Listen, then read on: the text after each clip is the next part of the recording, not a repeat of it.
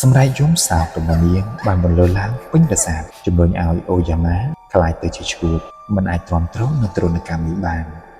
គាត់បានស្វែងរកក្រុមមធ្យោបាយដើម្បីបំបិទមាត់នាងកុំឲ្យនាងមកធ្វើអ្វីបន្តថែមទៀតយំមួយព្រះសង្ឃមួយអង្គដែលដឹងរឿងនីតិនោះក៏បានទៅឈរក្បែរអណ្ដូងដែលអូគីគូបានសម្លាប់ខ្លួនហើយ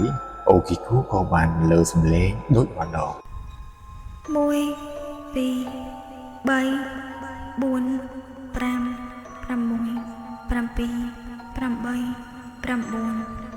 តែលើកនេះគឺរាប់ដល់ត្រឹមតែ9ព្រះអង្គក៏ស្រែកថា10ការរត់របស់អូគីគូបានឈប់ត្រឹមនោះហើយទីបំផុតវិញ្ញាណរបស់នាងអូគីគូបានស្ងប់ស្ងាត់ចាប់តាំងពីពេលនោះមករឿងនិទានរបស់អូគីគូបានធ្វើឲ្យគេនិយាយឡើងវិញជាច្រើនចំនួនវាបានមកផុសគំនិតក្នុងការសម្របខ្លួនរបស់អស់នៅក្នុងល្ខោនកាបូគីអក្សរសិល្ប៍និងសិល្បៈជប៉ុនរឿងរបស់នាងក៏បានចាក់គ្រឹះសម្រាប់ភាពរន្ធត់បែបសម័យទំនើបផងដែរនៅឆ្នាំ1998ប្រឡោមលោក Ringo ដឹកនាំដោយកូជីស៊ូស៊ូគីក៏ត្រូវបានបោះពុម្ពដោយទាញចេញពីរឿងអូគីគូផងដែរ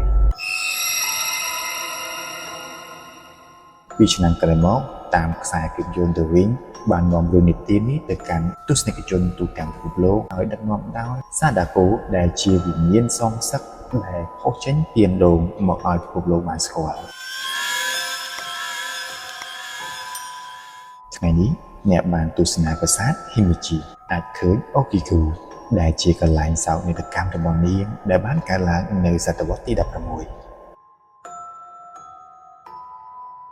អ្នកខ្លះអះអាងថាបានឮសំឡេងខ្សោយនៃការរាប់ក្នុងរាត្រីដែលនាងស្លាប់ដែលជាសក្ខីភាពមួយ ចំពោះធម្មពលដែលតថេនៃវិញ្ញាណរបស់អូគីគូចាំថាលើកក្រោយនៅពេលដែលអ្នកលឺនរណាម្នាក់រាប់ក្នុងទីងងឹតវាប្រហែលជាមិនមែនការរាប់លេងទេវាអាចជាអូគីគូដែលនៅតែស្វែងរកចានទីដាប់របស់នាង